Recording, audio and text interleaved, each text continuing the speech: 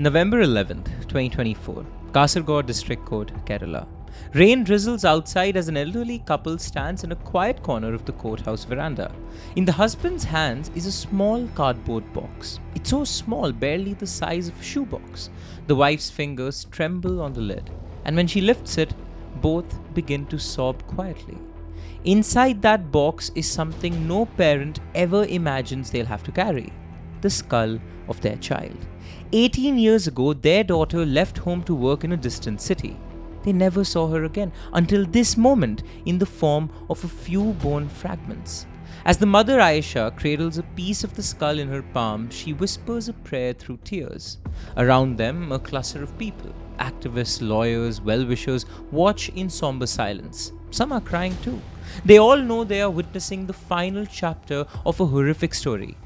Ayesha closes her eyes and says, "Dunya mein kisi maa ko ye din na dekhna pade. Let no mother on earth have to see this day." Today, the remains of Safiya are going home, and this is her story.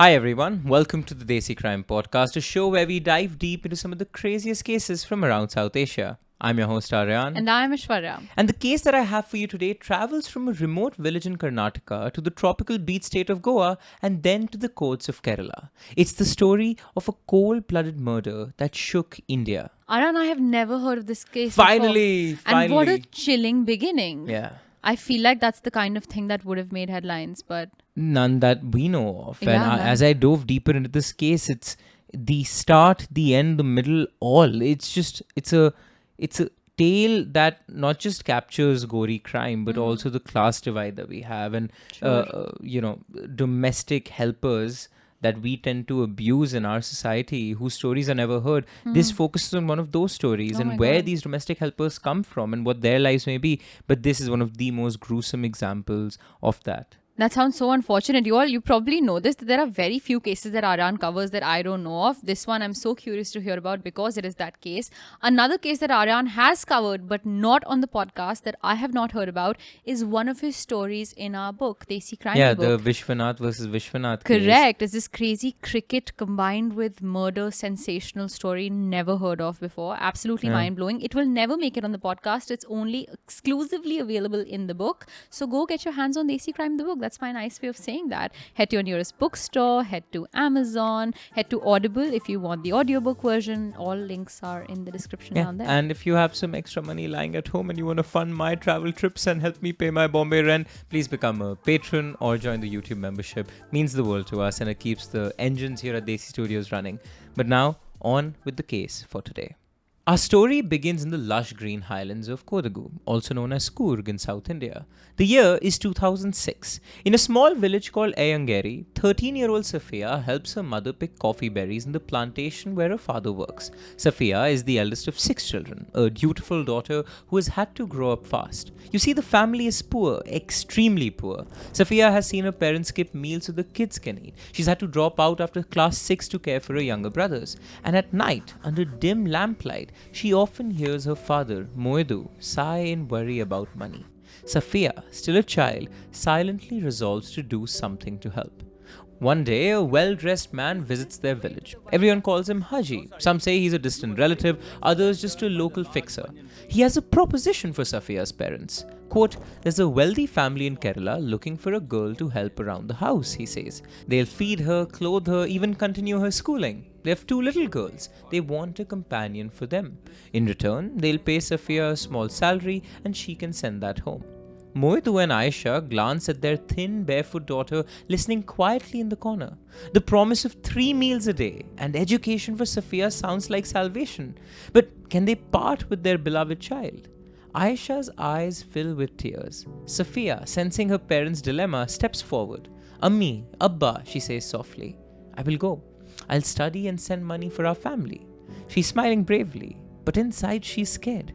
You see, she's never left her village before. A week later, Safiya's father travels with her by bus to Kasaragod, Kerala.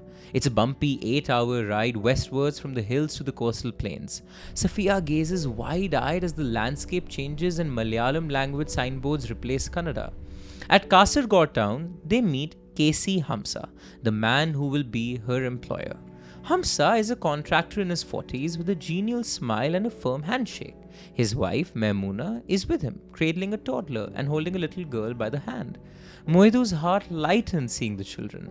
Maybe this family will indeed treat Safiya like a playmate for their kids as promised. Right there, on the bus platform, Ayesha and Moedu hug their daughter goodbye. Ayesha has sewn a secret pocket inside Safiya's blouse and tucked a tiny locket with the prayer verse. Behave well, my girl. We'll come get you soon, the mother whispers, fighting tears.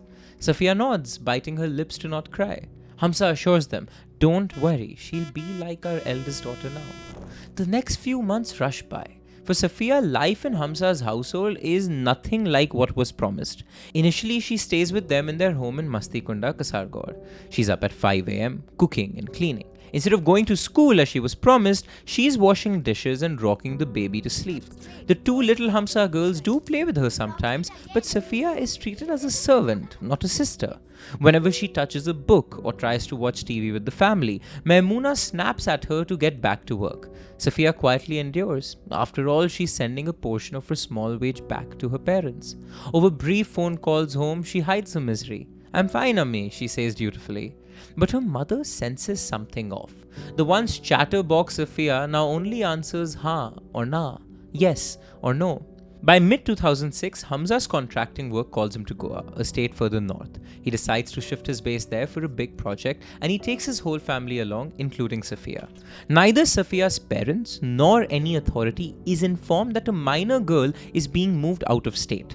And one sweltering afternoon, Safiya finds herself in a crowded train compartment with Maimuna and the kids chugging towards Goa. She presses her face to the iron bars of the train window, watching the familiar coconut groves of Kerala give way to unknown vistas. A single tear escapes her eye. She wonders when she'll ever see Coorg again. Goa is beautiful, at least as advertisements keep reminding us, but for 13-year-old Safiya, it becomes a gilded cage. They settle in a flat near Madgaon.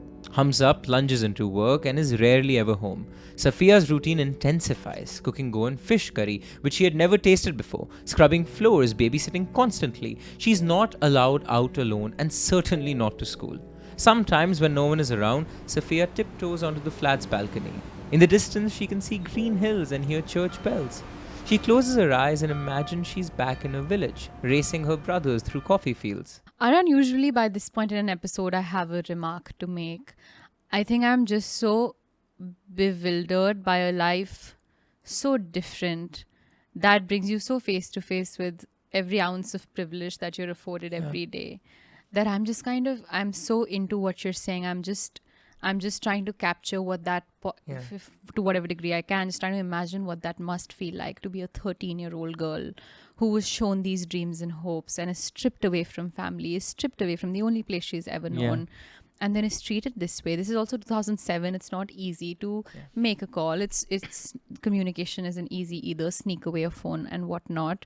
I can't even imagine. Aishwarya, Manu Joseph, and we talked about this. Manu Joseph has recently written a book called Why the Poor Don't Kill the Rich. Right. And it is an incredible exposition of how we in India treat the poor. Now, a lot of the privilege, conversations surrounding privilege that we have as privileged people somehow, often seem like we are patting ourselves on the back and sometimes seem like, we enter in sort of this overly empathetic sense that doesn't really lead to anything, because when we do go back home, we still use that domestic help and we still have different utensils for them, and we still allow for different elevators for them, and we look at it and we do not question it, nor do we do anything to change it. Yet in conversations, we allow ourselves to feel bad about it, in the process of which we're kind of feeling good about it, right? We're feeling good that we can feel bad. We can feel bad, yeah. Her story is the story of so many young girls that are domestic helpers in India. Some that you and I have had too. And we often marvel at what their lives might have been like. In the book, one thing he talks about is that the poor in India, especially like domestic helpers, are not separated from inequality. Right. They are part. They see it every day. They're constantly exposed to what could be. They're constantly exposed. They live in our homes. They live in our homes. They're constantly exposed to the inequitable distribution of wealth that they have had nothing to gain from. And they have to endure that. The psychological, I mean, sure, the physical turmoil, the nagging and all of that is one thing. And that one thing we see, right? What about what goes in? About, I'm one of the have-nots. The book does a great job at sort of showing that. I highly recommend anybody to go read that book, Where the Rich Don't And Kill it's the crazy Where the Poor Don't Kill the Rich. To think that that's how much they are seeing, that's how face-to-face they are with the inequality every single day. It reminds me of how blind I possibly as a person can be, because this is an interesting anecdote. I never, up until maybe a month ago, knew that when our helpers don't enter the lift with us, it's because they've explicitly been told by building authorities that they are not to enter those lifts. I thought it's because they want to go down, we're going up. Like the logistics, you know what happened between people every day where you're like, I can't take this lift, your lift's going on the wrong floor type of thing. I thought it was that until it was my parents and I, and there was this someone's house help in the building, and my parents urged her to come in because we were all going upstairs. And she entered and she said, people don't like it if I do come. That's why I wasn't coming in. And it's the first time it ever hit me as a 25-year-old that is why our domestic help don't enter the lift with us. It's mind-blowing. Yeah. At night, under the unfamiliar sky, Safiya silently cries herself to sleep on the cold kitchen floor.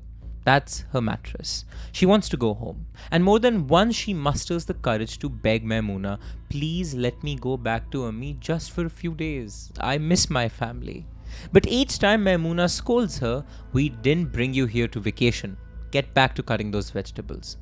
Safiya is essentially trapped. The calls to her parents become infrequent. When Ayesha or Moedu manage to get Hamza on the line and ask about Safiya's return, he always has an excuse. Next month, after this project. She's like a daughter now. Don't worry.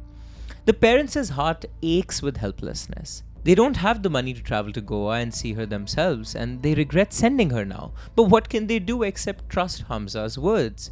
Then comes December 2006. It's winter in India, but in Goa, winter is just a word in the dictionary. The days are warm and brimming with tourists. On the 15th of December, a freak accident is about to take place in the kitchen. Safiya, as usual, is doing multiple tasks at once, stirring a pot on the stove while mopping up a spill. On the flame, rice water boils vigorously for the midday meal. Just as Safiya reaches to lift the pot, her hand slips on the wet floor. Splash! The scalding hot water topples onto Safiya, drenching her legs and abdomen. She screams in agony, collapsing to the ground. Blisters erupt on her skin within seconds. The pain is clearly excruciating. In that moment, Safiya is just a little girl calling out for help. Ammi, Ammi, it hurts. But her mother is hundreds of kilometers away.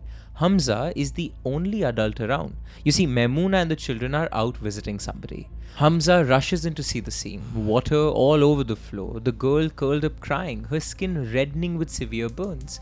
He should have acted like a father figure in that moment. He should have rushed her to the nearest hospital. Any decent human being would. But Casey Hamza is not in touch with his humane side. Instead of compassion, fear floods his mind. He is thinking, if I take her to a hospital, the police will get involved. Employing a 13-year-old as a maid is illegal. He could face jail or fines. What if she tells the doctors how she's been treated? His carefully built life could crumble, he feared. So Hamza makes a choice so horrifying that it almost defies belief. He does nothing. He finds an ointment, roughly smears some on Safiya's burns, and carries the whimpering girl to a bedroom. You'll be fine, just rest, he says. Then he closes the door and walks away, leaving Safiya writhing in pain and fever. Over the next day, Safiya's condition deteriorates. By the 16th of December, she is delirious. Perhaps infection is setting in or the pain has sent her into shock. She's moaning and crying for her mother. Hamza paces the living room, running his hands through his hair. His fear has turned into panic. This girl might die on her own, he thinks. And even if she doesn't, how can I send her back like this? Everyone will know. It's late evening. Hamza stands over Safiya's frail form on the bed. In his hand, he holds a heavy iron quetta, a sharp butcher's cleaver he normally uses to cut meat. Safiya's half-conscious eyes flicker open. Maybe she sees the silhouette of him raising the weapon, or maybe mercy has her still delirious. In one swift, merciless motion, Hamza brings the cleaver down on the child's neck. Whack. It's done. Safiya's suffering ends, and her life is snuffed out in a cold-blooded instant. Hamza steps back, panting. The reality of what he has done sinks in. On the floor, a pool of blood spreads from Safiya's limp body. He has just murdered a 13-year-old girl. But not just murdered. Sure, he was scared and in fear and not in touch with his humane side, etc., etc. But the murder was not in the heat of the moment. Oh no, the murder was planned and deliberated, not in rage, not by accident, but by a calculated decision to protect himself, self-preservation, over saving the life of a little girl. Now, an even more dreadful task lies ahead. Disposing of the evidence. Under the cover of darkness, Hamza retrieves some old sacks, rope, and a garden knife. Steeling himself, he proceeds to dismember Safiya's body. What he did to the teenager was graphic, chopping the corpse into smaller pieces. Suffice it to say, it is as gruesome as one can imagine. He packs the remains into 2 large nylon sacks. The apartment is now a bloody mess, so he hurriedly cleans surfaces with bleach, scrubbing away stains in the bathroom and kitchen. He cracks open windows to disperse the metallic smell of blood. If neighbors heard anything, they likely assumed it was some household clamor and went back to their TVs. Aran, what an absolute stain on humanity of a man. Yeah. My only question is, I think this is such a futile question because his wife sounds just as horrible as he does. But where is she in all of this? Does she know? At this stage, she doesn't, because the wife and the kids are visiting somebody. So, it's a what-if situation. Would it have gone differently if the wife was there? Yeah. Does she have a more humane side? I mean, as you'll come to find out, you'll realize, she is the wife of her husband, like you say, daughter you're the daughter of your mom, if there are similarities. So she does help in the cover up that is going to ensue, but fantastic. Yeah, but at the moment he's all alone at the house. Hamza drags the sacks to his car, which is parked in a quiet lane. It's around midnight when he makes a phone call to someone he trusts implicitly, Muhammad Abdullah, his brother-in-law and loyal aide. Abdullah lives not far away, managing one of Hamza's construction sites in the Goan hinterland. Under a cloudy night sky, the two men meet by the highway. They transfer the sacks to Abdullah's jeep and drive eastwards, headlights off whenever possible, down an isolated road. They reach Molim, a forested area near the Goa-Karnataka border, famous for its wildlife sanctuary and infamous now as Hamza's makeshift graveyard. Abdullah leads him to an under-construction check dam by a dried stream, a project he oversees. There's already a half-dug pit on the site, with a few minutes of work with an excavator. Yes, there's a JCB earth mover already on site, and they deepen it. The two men, grim and sweating, heave the sacks into the hole. Perhaps for a moment Hamza feels a pang, a flash of Safiya's shy smile when he first met her. But if he does, it does nothing to stop him. They pour some dirt and quick lime to hasten the decomposition and fill up the pit. By 3 a.m., it's like nothing ever happened there. A jungle night, silent and impenetrable, now holds Safiya's remains in it. Before parting, they plan the next moves. Hamza will pretend that Safiya vanished in Kasaragod, hundreds of miles away, so no one will think to search in Goa. Abdullah agrees to keep his mouth shut and to stick to the story. But they now have one weak link to contend with, which is the record of Hamza's journey from Goa back to Kerala, because he's going to be travelling back with his own family with no Safiya in it. And there's a police checkpost at Majali on the way where all vehicles are logged with passenger counts. If investigators ever see that log, it will show that he didn't have an extra girl with him. So they decide to, quote, fix that too. The next day, December 20th, 2006, Hamza is back in Kasaragod, Kerala. He greets his neighbors cheerfully as if returning from a successful work trip with the family. There is no Safiya with them, of course, and nobody asks. Maybe few knew she was even part of the household. Who cares about the domestic help? In the afternoon, Hamza picks up the phone and calls Safiya's father in Coorg. The conversation between the two men proceeds something like this. Hamza, in a high voice, says, "Hello, Moidu bhai. Listen, Safiya is missing." Moidu's heart stops. "What do you mean missing?" Hamza hurriedly explains. "We returned to Kerala last night, but this morning Safiya was playing in the courtyard with my kids and she disappeared. We've looked everywhere and we think someone kidnapped her. You should come here quickly. We need to inform the police." Moidu is thunderstruck. His wife Ayesha, listening to the call, instantly begins to sob. What do you mean missing? How can that be?" But Hamza has already hung up, urging them to travel to Kasaragod. The poor father scrambles to get there. He sells some ginger and borrows a few hundred rupees from a neighbor for bus fare. Before leaving, he remembers his daughter loved Indian gooseberries, amla, and there's a tree in their yard. He plucks a handful, thinking, "I'll give them to her when I bring her home." It's an achingly hopeful gesture from a father who refuses to assume the worst. By late evening, Moidu arrives at Bovikam, which is Hamza's village in Kasaragod. It's dark. He rushes to Hamza's house. Hamza meets him with a grave face, performing concern. Inside, Ayesha's worst fears seem confirmed. There is no sign of Safiya.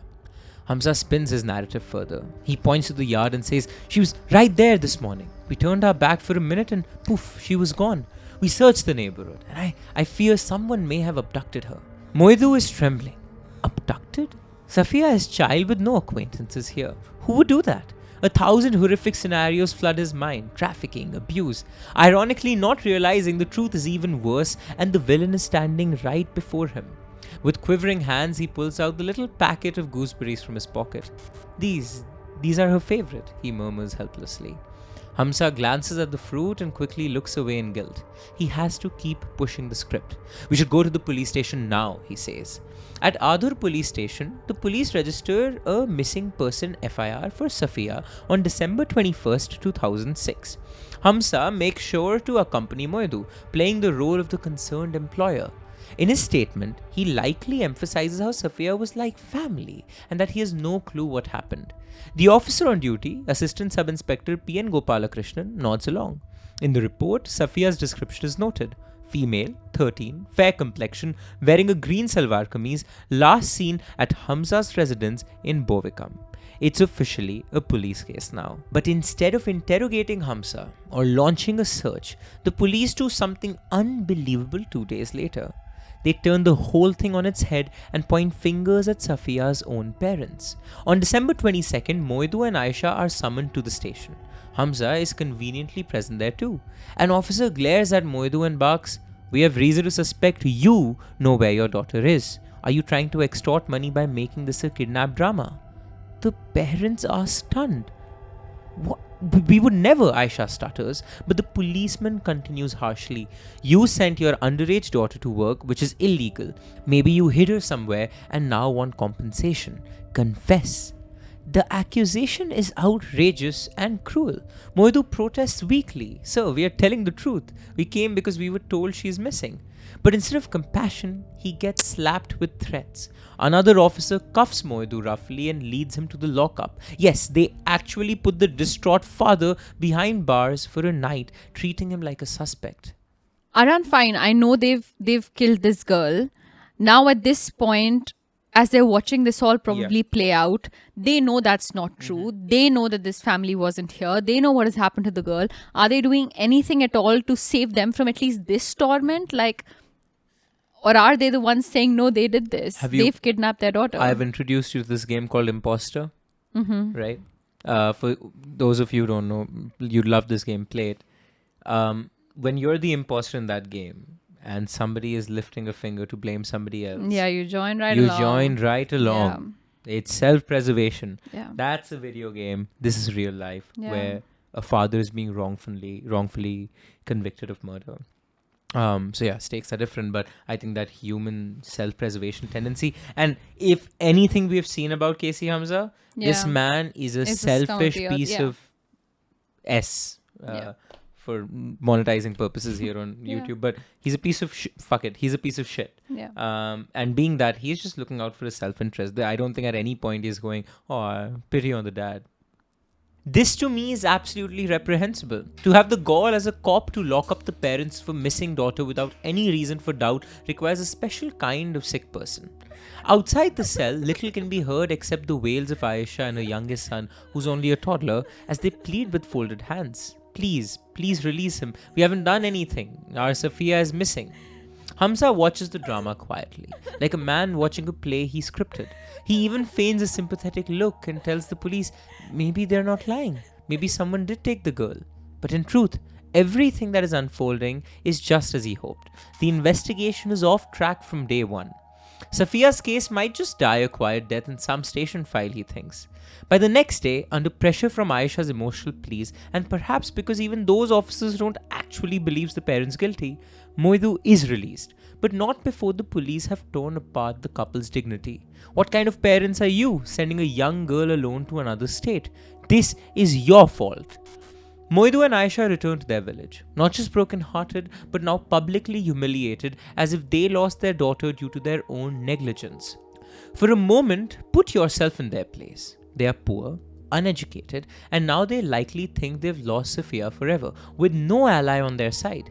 It would have been easy to resign to fate, to retreat in shame and grief. And this isn't an absurd hypothetical. It's the very real story of countless domestic workers in India who are underage, taken by wealthier families to different states and then disappear. Their parents in some small town in the northeast or Bihar or the south are helpless. And indeed, for 2 days, Moidu cannot even bring himself to tell his other kids what has happened. Ishwarya, the story I'm going to tell you now might just make for another Desi crime case altogether, but I have a friend in Bombay who lives in this really posh colony in Andheri. He told me of this gruesome case. I might get the details wrong. And this is the case that inspired me to pick one of these domestic help related cases. I was originally trying to cover that, but it'll require more investigation from my end. But the crux of that case is that, my friend's neighbors were this well-to-do doctor family, husband and wife, both doctors, and they had a domestic help that they got from the northeast. And whenever they visited, and a really, really happy family, mind you, okay? Whenever they visited their home, the domestic help either had bruises or was in the corner, and a bunch of these things. Eventually, they stopped citing her. She wasn't ever seen. They never let her out, and rarely were visits allowed inside their home. She was responsible for collecting deliveries or eggs or whatever whenever they came.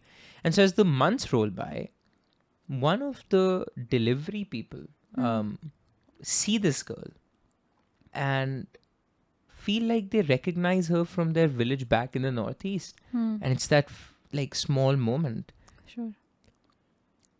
Turns out this girl has been reported missing in the northeast for months now, if not a year. And he calls back his family there to say, I think I've spotted the girl that went missing. Nothing happens. And this girl is not spotted again. The family in the northeast ultimately takes help of the residents of the building, however they might have made that connection, to call the police on this family where their daughter, was maybe spotted. When the cops break open, they find this girl dead in a room with shackles around her knees. No way. She has been tortured. The body shows all forms of torture marks on the body, and the doctor, husband and wife are ultimately arrested, and it was a sort of a big case in that community back then. I literally have chills. And what the girl is found dead. It's a case that I want to cover and dive deeper into, but the more when I was narrating the story, and my friend who he's a screenwriter himself, so did a far better job at narrating it than I ever could. Just made me want to tell the story because it is the story of so many people. And when I came across Safiya's story, I'm like, this is just happenstance that I've come across this. There are so many more of these, of missing girls that are employed in our urban homes. It's so interesting. having lived outside where we know other people, we know families who also have domestic, like a form of domestic help outside, like someone who'll come and clean, someone who'll walk Yeah. the dog, someone who'll come and cook like a couple times a week. In India, that connection where you see them as employees is so off, like it doesn't exist at all. Where there is some sense of entitlement, some like Aishwarya, just call it what they be. it I mean, literally feels like a many form of slavery, literally 100%. How else?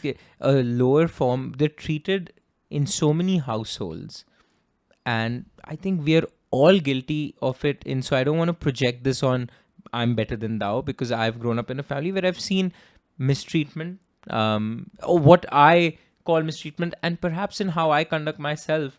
I try my best, but I'm sure we all have certain, do you let them sit on the same couch as you? Sure.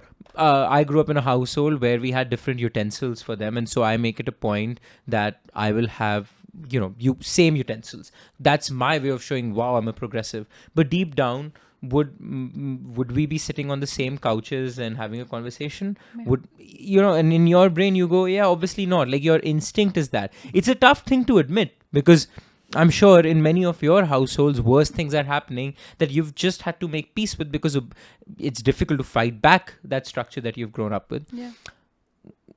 Very funny thing happens in India, and it is a symbol of this entitlement and this hierarchy, whether they are not employees. It was a big thing in Delhi when certain rich NRI families came back from Dubai and all back to Delhi, and they had Filipina maids, right? And turns out the Filipina maids look better, dress better than their masters, their misses, so to say. And that led to this gossip in the Delhi community. And maids and all are deliberately made to dress down and wear bad clothes and look a certain way, because you want to ensure that hierarchy. Subjugation. That subjugation, and the that subjugation exists at so many levels, and the psychological turmoil of it is something I don't think we can ever truly understand. And this just is the story that I told you and the story that I am telling you both just exemplify that.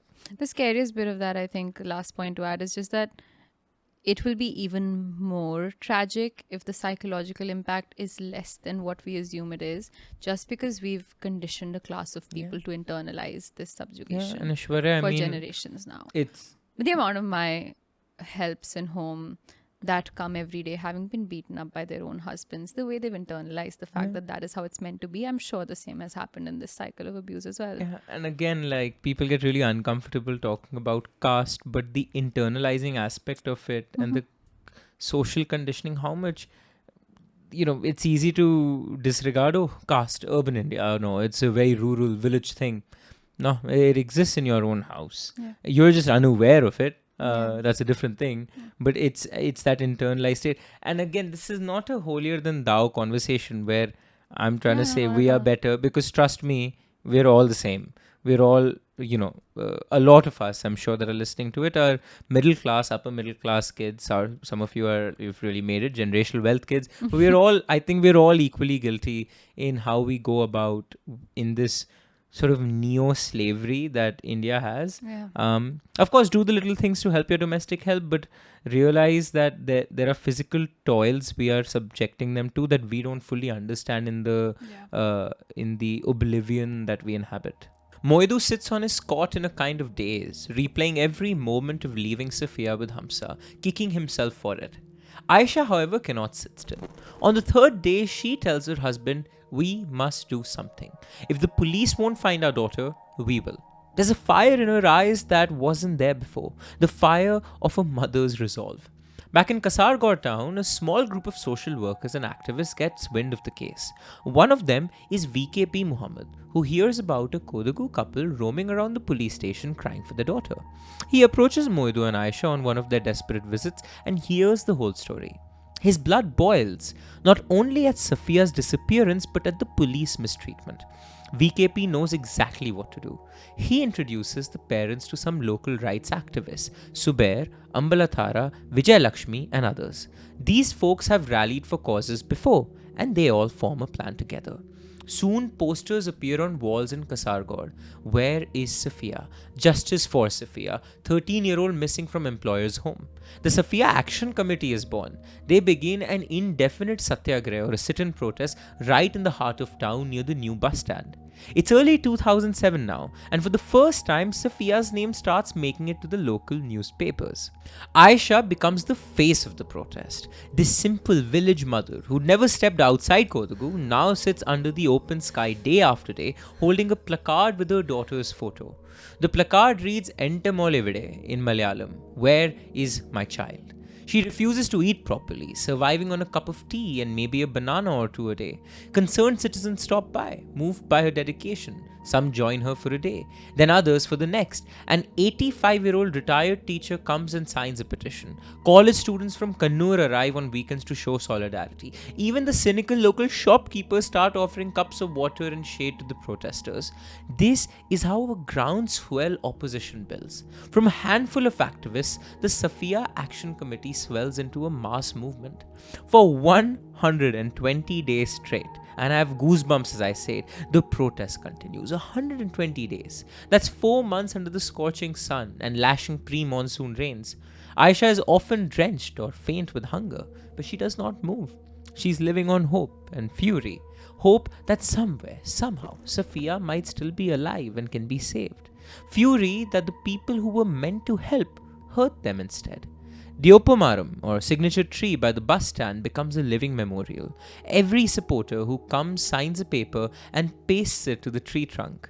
By April 2007, the tree is covered with thousands of signatures, a silent chorus demanding justice. The noise becomes too loud for the authorities to ignore. The local MLA raises it in the state assembly. The Kerala Home Minister Kodiyari Balakrishnan decides this case cannot be left to the possible compromised local police. Under his orders, Kerala's crime branch takes over the investigation in mid-2007. Enter Deputy SP KV Santosh Kumar and his team of crack investigators. They arrive in Kasaragod, pick up the case file, thin as it is, and meet the action committee members. There's a fresh energy now, a chance at progress, but also a daunting realization. They are effectively starting from zero, 6 months after Safiya vanished. It's a cold trail, and the key perpetrator, Hamza, has had all the time in the world to cover his tracks. The crime branch team approaches Hamza for questioning. He sticks to his fabricated story. Safiya was with them until December 20th in Kasaragod, and then she just poof, disappeared. Perhaps sensing that the investigators aren't as pliable as the local cops, Hamza even floats some nasty rumors. He suggests with no shame, maybe the girl had a secret boyfriend. I heard some people talk about it in Coorg. Maybe she eloped. The officers note his claims, but also his body language. They can tell something is off. He's too slick, too prepared with answers. And so they dig into Hamza's background itself. They question his wife, Maimuna. She mostly parrots what Hamza says. They interrogate his relatives and workers. One name keeps coming up. Abdullah, the brother-in-law who was in Goa around that time. So they decide to track Abdullah's activities. Surveillance reveals that he's strangely nervous and trying to avoid the police, which is enough cause to bring him in for a chat. In the interrogation room, under a single hanging bulb, Muhammad Abdullah sweats profusely. At first, he mumbles denial after denial. But as hours pass, his facade begins to crumble. Perhaps it's when an officer slides a piece of paper to him, a printed log from Majali checkpost. On it, the entry for Hamza's car in December 2006 is clearly tampered, whitener marks and overwritten numbers. The officer says quietly, "We know you and Hamza changed this. We already have the evidence." That was their idea of fixing the log. Ishwarya, Is whitener. I thought they'd I don't know, be in cahoots with some authority there. They'll get the page changed. They'll change the log from one day to another, tear off the previous page or something like that. They have used whitener over there. I think tearing the log off would also be equally, embroil them in what they've done. Sure. Also, But at this point, the just don't do tampering it. is done after the fact. So bribing Right, and doing it right, after it the is. fact, but it's not done. So you can't not have yourself registered because they were that day. No, I figure Yeah, that. I'm yeah. just saying this feels like the stupidest way to do something about it. Ishwarya, yes, but also, like, it would require a really crack team of investigators to get that clue. This is not an easy clue to Sure. come across. Like, Sure. I've made it seem like, oh, they came across it, but to think that there is a check post where the number of people that might have been in the car. 'Cause Also, I didn't know there are such checkposts. That's really cool. yeah. Very nice. Yeah. So I mean, to me, in general, I think there would have been bigger problems in their mind about the kind of clues they need to hide. And this was like one just, Tiny one of the just myths. good old Sure. housekeeping hygiene. They said, oh, might as well take care of this to the best Sure. of our ability. Yeah. And this is not the evidence that gets them. Right. It's the evidence that cracks him. Sure. Abdullah's eyes dart frantically. You see, the police hasn't actually proven yet that they are the ones that have tampered with it, but it's a psychological game that works. Abdullah breaks into a sob and blurts out, "It was Hamza. He killed the girl." The room falls silent. One officer's hand slowly clenches into a fist. It's a confession, but a horrifying one. Abdullah, tears spilling down his face, begins to pour out the truth that everyone had feared. He tells them about the accident, about Hamza's fear, and the awful end he gave Safiya. Some officers can't help but glance at each other in shock when they hear about the dismemberment and the burial. It's worse than even the rumors. That night, a squad of police with Abdullah in tow drive 360 kilometers to Goa. In the pitch dark of the forest, guided by torchlight in Abdullah's directions, they find the old check dam site at Molam. The spot looks innocuous, just some settled earth amid overgrowth. The officers start digging with shovels under the pale beam of a jeep's headlight. A sickly smell hits them first. Then, as soil is cleared, something emerges. A bit of cloth, and then a bit of bone. They carefully continue. Finally, with great care, they extract a partially intact human skull. Under the mud-caked exterior, one can still see a hint of the face structure. One investigator silently compares it to the photograph of young Safiya given by her parents. It seems a match, but they will confirm scientifically. Piece by piece, they collect several bones and fragments from the pit and place them into evidence bags. The forest is silent except for the sound of latex gloves snapping and bones being discovered. Safiya has been found. On June 5, 2008, news breaks in Kerala. Skeletal remains of Safiya recovered in Goa. Contractor Hamza arrested for murder. The headlines cause a mix of "I knew it" outrage and heavy sorrow. But Safiya's parents, when informed, collapse into each other's arms. There is grief, yes. The last embers of hope that she might be alive are extinguished. But also a grim vindication. They were right all along, and the world now knows it. Hamza is arrested from his home. The police pick him up early morning, and as they march him out, neighbors peek through their curtains. Some are stunned. They had no idea that the quiet man down the lane could do this. Others whispered that they suspected something all along. Hamza maintains a stony face, but once in custody, confronted with Abdullah's testimony and the bones on the forensic table, he confesses in full. Perhaps in his twisted mind, he's proud of how long he fooled everyone, but he might also be thinking ahead. Confession might fetch him some leniency. By mid-2008, the case is no longer a mystery but a prosecution. A charge sheet running hundreds of pages is filed. It lists charges of murder, IPC 302, kidnapping and trafficking of a minor, IPC 361, and destruction of evidence, IPC 201, against Hamza. Maimoona and Abdullah are charged with lesser counts for aiding the confinement and evidence hiding. The police officer Gopalakrishnan and broker Haji are also named as accused for their respective roles. The legal battle now begins. Fast forward to 2012. After years of procedural wrangles, the trial opens up in the Kasaragod Sessions Court.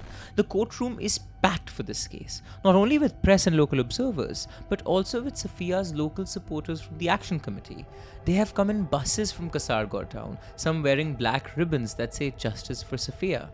The prosecution lays out the case methodically, piece by piece. They present 64 documents and 12 material evidences: the skull, the bones, forensic reports, the chopper, the koita recovered from Hamza's house, even a bottle of floor cleaner that had blood traces. Witness after witness also testifies.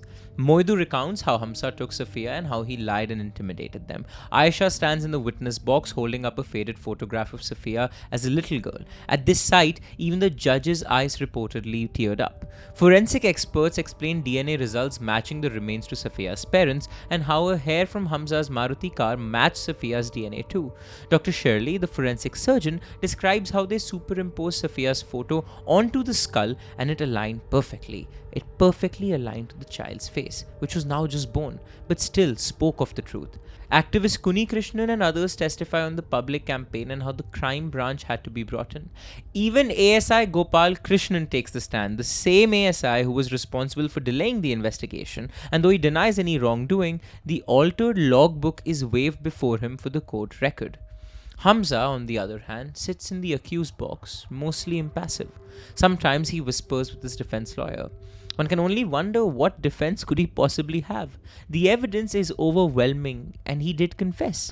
His lawyer perhaps tries to argue that the death was accidental from the burn and that panic, not premeditation, caused the subsequent actions. But the sheer brutality, the chopping of the body, is argued by prosecution to show cold-blooded murderous intent. In July 2015, the judge gives his verdict. It's an emphatic guilty on almost all counts. And from the judge's pronouncement, the words capital punishment ring out, and a gasp ripples through the courtroom. Hamza is sentenced to death, a rare penalty, but the court calls it justified. The judge terms the crime, quote, rarest of rare, condemning the diabolical manner in which a trust was betrayed and an innocent life taken. At these words, Ayesha clutches Moidu's arm. Her frail body shakes with emotion.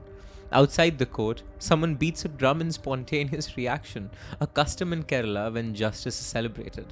However, alongside the jubilation are some somber notes. The court also convicts Maimuna and Abdullah, but with lighter sentences, just 3 years each. They soon appeal and are out on bail.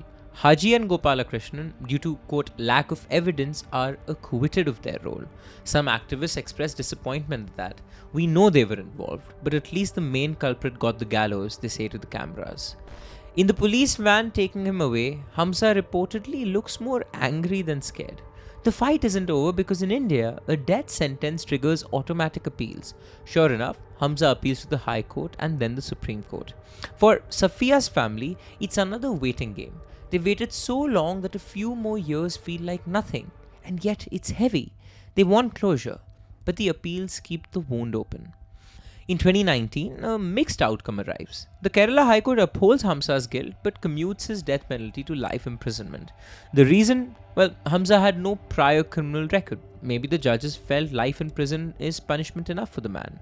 They likely considered that the murder, while heinous, had a triggering circumstance, an accident cover-up, rather than, say, a lust or profit motive. In legal terms, some courts see that as slightly less cold-hearted than, for example, a pre-planned murder. Maimuna and Abdullah's convictions are quashed entirely by the High Court. Effectively, aside from the public shame, they walk free without serving jail time. The High Court probably felt they were not directly responsible for the murder itself and had suffered enough through legal processes. When this news is conveyed to Ayesha and Moitu, they nod quietly. They aren't the type to clamor for blood. All they ever wanted was the truth and a chance to properly mourn their daughter. And that brings us back to where we began. November 2024. It took another petition to get Safiya's remains back. Ayesha often said in interviews, "We have not even been able to perform her janaza, a funeral prayer. Until we bury her properly, her soul won't rest and neither will ours." Perhaps that resonated with the new sessions judge who finally approved the return of the evidence bones. The scene of the handover of Safiya's skull was at once heartbreaking and oddly beautiful somehow. Heartbreaking for obvious reasons. No parent should ever have to see their child reduced to a forensic exhibit number. But beautiful in that it symbolized the closure of a long, harrowing journey. As Ayesha held that box, supporters around her wept in relief that this chapter was finally ending. The action committee members who had stood by them in those early protests were all present, now 18 years older, some walking with canes. They had promised Safiya's parents, "We will be with you till the very end." And they kept that promise. That evening, in their Kodagu village, a simple funeral took place. Villagers who remembered young Safiya as the spunky girl who played with siblings showed up in solidarity. Under a gentle drizzle, Safiya's remains were lowered into a small grave next to the mosque. The local imam said the final prayers. There was no body to wash or shroud in the traditional way, only a skull fragment to bury. But the rituals were done as properly as possible. Moidu placed those gooseberries he once brought to Kasaragod into the grave, now finally able to give them to his little girl as a parting gift. Safiya's story is not just one family's tragedy. It's a mirror held up to society, reflecting how easily the powerful can prey on the vulnerable, and how those sworn to protect can sometimes be complicit. But it also shines a light on the power of ordinary people's extraordinary determination. A mother who wouldn't quit, a father who endured every indignity, neighbors who rallied, activists who protested without pause. Together, they forced an entire system to deliver justice. Today, Hamza sits in prison, likely destined to die behind bars, unmourned. Safiya rests in her hometown soil, finally at peace. And perhaps somewhere, some people who thought of hiring a child as a maid or harming someone's daughter will think twice, knowing that even the humblest among us can rise up and fight like tigers for their loved ones. This was the story of Safiya. Until next time, stay safe, stay crazy, and stay Desi. If you like what we do here at Desi Studios and absolutely love what we're wearing today, this is merch you can go buy all for yourself. You can buy this Desi Crime merch in our YouTube store on the link down below at Karak Merch. Keep the engines at Desi Studios rolling so we can pay our videographer right behind the camera to make these amazing episodes just for you.